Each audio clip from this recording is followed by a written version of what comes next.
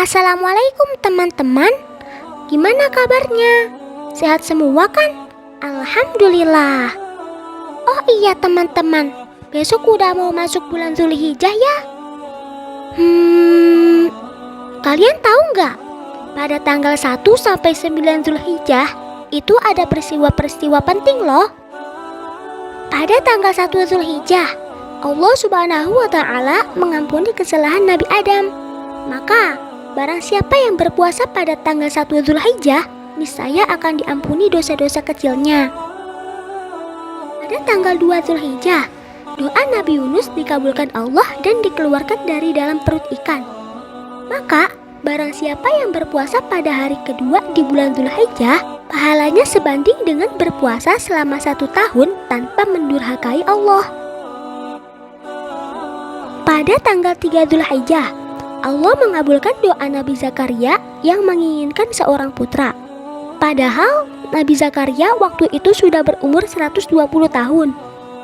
Maka, barang siapa yang berpuasa pada tanggal 3 Zulhijjah, semua keinginannya akan dikabulkan Allah. Pada tanggal 4 Zulhijjah, Nabi Isa dilahirkan oleh ibunya Maryam di sudut kota Bethlehem dalam keadaan sehat. Meski sempat menggegerkan kaumnya, pasalnya ia terlahir dari seorang yang masih perawan.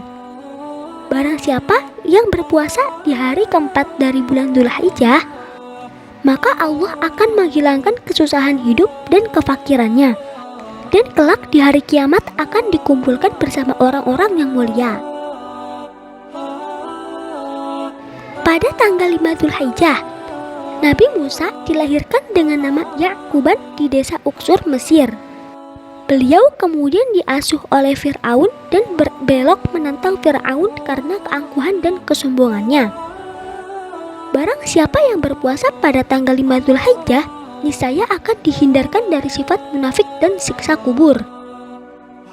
Pada tanggal 6 Zulhijjah, Allah membuka pintu kebaikan kepada Nabi Muhammad SAW.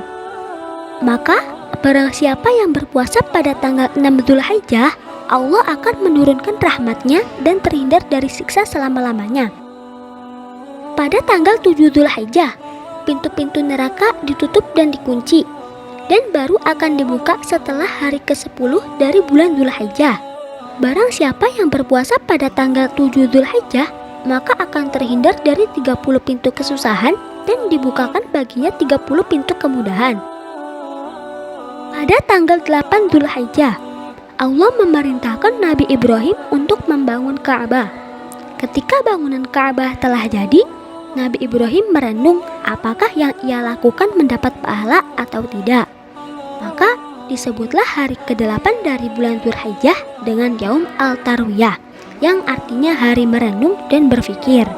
Ada yang mengatakan Nabi Ibrahim bermimpi mendapat tugas dari Allah untuk menyembelih Ismail. Maka seharian Nabi Ibrahim berpikir apakah perintah itu benar-benar dari Allah atau dari setan.